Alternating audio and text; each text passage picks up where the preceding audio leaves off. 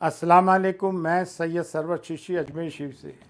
ये तो इंतहा हो गई, ये तो किसी भी डेमोक्रेटिक कंट्री में नहीं होता है। जबकि कहते हैं मदर ऑफ ऑल डेमोक्रेसी हमारे देश को कहा जाता है।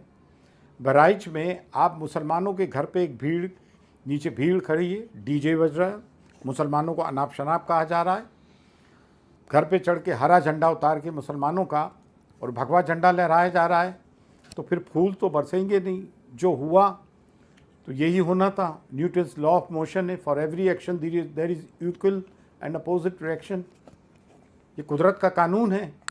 आप घरों में भी घुस जाओगे, डीजे पे गालियाँ भी बकोगे, धर्म को भी गालियाँ बकोगे, हमारे लोगों को भी गालियाँ बकोगे, एक समुदाय मुसलमान समुदाय को गाली बकोगे, और फिर ये भी कहोगे कि मुसलमान रिएक्ट ना करें। और फिर जब रिएक्ट करते हैं तो उसके ऊपर जो है जिन्होंने एक्शन किया उसको तो गोदी मीडिया दिखाता नहीं है और मुसलमानों के रिएक्शन को दिखा देता है। बाराबंकी में अभी क्या हुआ, पुलिस को इस मामले में सैल्यूट करते हैं। पुलिस अगर चाहे तो कुछ नहीं हो सकता अगर सेकुलर रोल निभाए।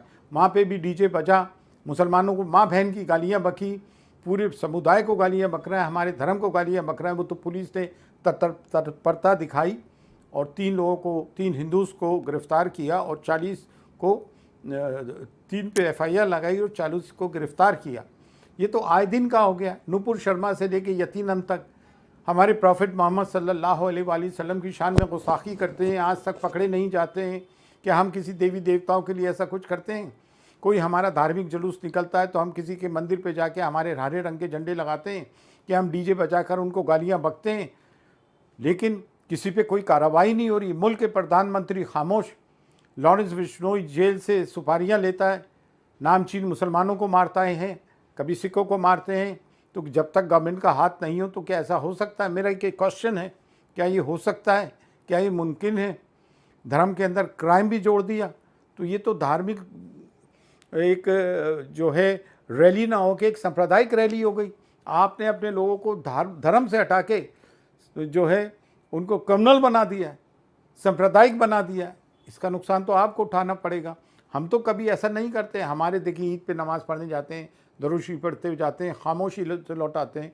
ईद मिलादुन नबी सल्लल्लाहु अलैहि वसल्लम का जलसा निकलता है, खामोशी से जाते हैं, खामोशी से आ जाते हैं। ये एक तरफ़ा कार्रवाई हो रही है। घर बुलडोज़ किए जा रहे हैं।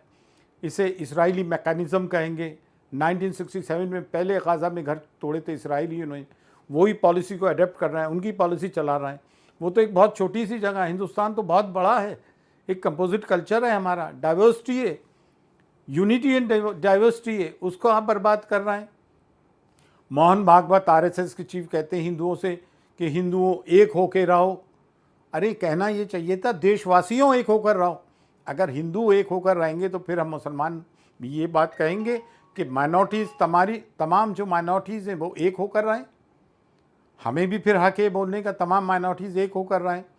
और मुसलमानों में जो जिन्होंने उम्मत को बांटा, जिन्होंने उम्मत को बेचा, तो मुसलमान उनकी निशानदेही कर चुका है। आज भी हमारे यहाँ ही देख लें, मैं जैसे कभी आवाज़ उठाता हूँ तो एक बात आती है मुनाफिकों की, हासिदों की, मुनाफिकों की और दलालों और मुखबिरों की कि ये मरवा देगा, ये मत बोलो, ऐसा नहीं बोलना चाहिए, अभी वक्त नहीं है, हिकमत अमली से काम लो। ये कौम को बुज़दिल बनाने वाली बात है। हमारी कौम बुज़दिल नहीं है।